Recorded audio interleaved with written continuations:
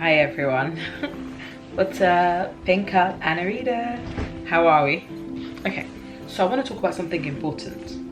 I want to talk about something that plays on my heartstrings, something that has been brought to my attention, and it's people trivialize it. They make it seem like it's nothing, and I think it's a big deal. I think it's a big deal when we're discussing relationships, when we're discussing marriage, and when we're discussing everything else. And it's something that we as how do I want to say it, black people, or ethnic minorities, Africans, we need to take seriously, to say the least. Sexual health. So somebody asked me recently, a married woman said, oh, as a married woman, I don't really think I need to be tested. I was taken aback. I thought, I don't get. Alright, I understand. So a married woman might say, why should I test? I am married. I'm in a monogamous relationship. I don't cheat. My husband does not cheat. He's giving me no reason to think he cheats. Okay, it's good. If I do a test, it'll look like maybe I'm the one with the problem. It'll look like maybe I've done something. That's why I want to go and check. Okay, I hear you. I've spoken to married guys before, and just in passing, they may say, no, I don't really do anything without a condom. So it's not that they don't cheat too, but I don't do anything without a condom. So why would I do a test? I don't need to do a test. I don't understand why. Why wouldn't you do a test? Mistakes happen. Condoms rip.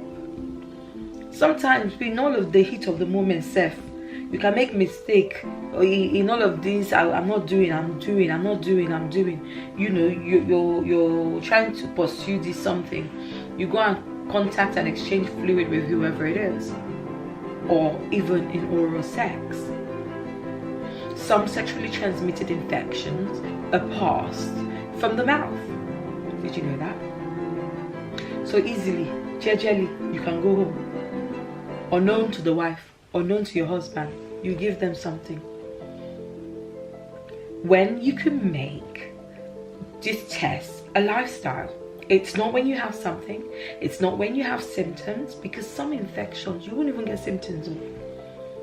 It's not when you have symptoms or anything that you should get tested. Make it a lifestyle. I suggest, twice a year, once a year, if that. Definitely compulsory you do it yearly.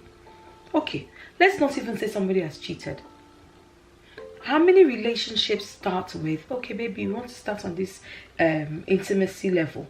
Why don't we both go and get ourselves tested? Bring your results. In fact, let's go together. At the beginning, some people don't even check. You don't even know whether the person was infected at the beginning. When some of us think of, sexually transmitted infection, we're thinking of the big ones. But there are some other smaller ones that if you know the impact that they cause, that the side effects or what comes off them thereafter: cervical cancer, blindness, infertility for both men and women. PID leads to ectopic pregnancies. We know what ectopic pregnancy leads to. It can lead to death as well. All sorts. So let's not be naive or gullible or shallow in our thinking. Or this stigma, we just need to remove it. Forget the stigma. This is about you. It's your call. You make that decision for yourself. If you don't want to do it, when you don't want people to look at you, do it discreetly. But I definitely think it's something that couples need to indulge in. It's something that you need to do as couples. So many of these infections, they go by without being seen. You won't know. You won't see. You won't get symptoms. You won't feel anything. Maybe the man will get symptoms, but he himself will just think, let me quickly go and treat myself. But he won't tell you. Just in case you accuse him. He may not say to you, baby, I'm feeling something down there. He may go and just get antibiotics and sort himself out. But you have been infected. Vice versa. That's the reason why in this your love making and loving each other and sharing things with each other, don't share infection. Share the knowledge and share that push. Babe, let's get a test done. Oh babe, would you say we go next week? Let's go and get this done. You know, some of us, we drink, you know, we have fun, you know. You wouldn't know when you've made a mistake. You won't know when you've made a mistake. Okay, you're in the middle of the mistake and you are remorseful. And then you say, no, I'm not doing it again. No, I can't do it. Okay, no problem. What if you've already contacted something? Like joke, like play. You go home, you gift your partner. Wow. No point trivializing it. It's important and it's natural. Married or not married, can you actually trust? Who can you trust 100%? Konkono? My husband has not given me a reason to suspect him. Although research shows that at least 30 to 60% of marriages, the partners or somebody in that relationship has indulged in extramarital affairs. Be it all the way or not. Like joke, like play, you and your partner, you get in small arguments. He doesn't stay out though. He doesn't sleep out. But this one day, you push him. Casala boss, you argued. He goes out. And he goes and, you know, one small rendezvous. Comes home remorseful. Ah, baby. Does not confess, doesn't say anything. But like joke, like play, it's not written on somebody's head. It doesn't mean that the person they're engaged with is a whore. It doesn't make the person whorish, necessarily. It could just be that they made a mistake as well. And because we haven't made this a lifestyle, you pass it on, you pass it on, you pass it on. And because some of us are so naive and we think, oh, if I tell my husband, let's go and do this, he might look at me. Would it not make me look like this? He doesn't want to do something like that. He doesn't want to do tests. He doesn't want to do... If I'm the one that asks for tests, it will be like sick.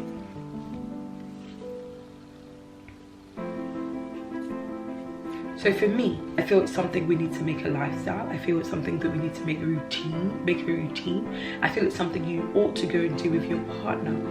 And should you not go with your partner and you find that you're infected, please tell them.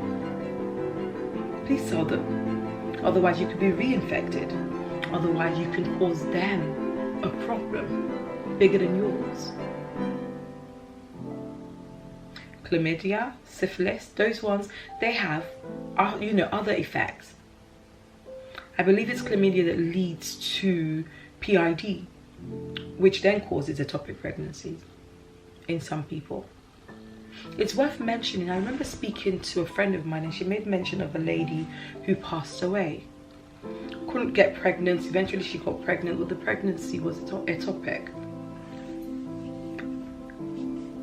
It could have been caused by anything, but it could have also been caused by an untreated infection. So it's a conversation that I want to have with people in long-term relationship. It doesn't mean that because you're promiscuous that you will get infections alone. It just happens on a random, like joke, like play. It's not because somebody's jumping from bed to bed that there's those people that need to do tests. People, I'm in a permanent relationship. I don't do anything. So I don't need to do tests. I think we need to get that way of thinking out of our minds and understand that we don't have control of everything, but that we can control, we ought to control and manage. When you can avoid these things, or when you can catch them early, just in case you are infected, you can treat it with a course of antibiotics. It's definitely worth catching any infection or being in the know of any infection in good time so you can deal with it. So don't avoid it. It is scary, particularly if you're not sure, particularly if you know that your partner is a yo-yo or whatever you want to call it, is promiscuous, or how do you pronounce it. It may be scary because it's like getting your exam results, but the truth is some of the infections that can be treated, it's better treated when caught on time. So back to my question, I'm married, I'm in a monogamous relationship. None of us should be cheating. Should I get a test? Why should I get a test? Of course you should get a test. You should just make it a lifestyle. It's not when you catch it. It's not when you have the symptoms that you should check it, that you should deal with it alone. Deal with it all the time, or address it all the time. Just make it a lifestyle. That's my take on it.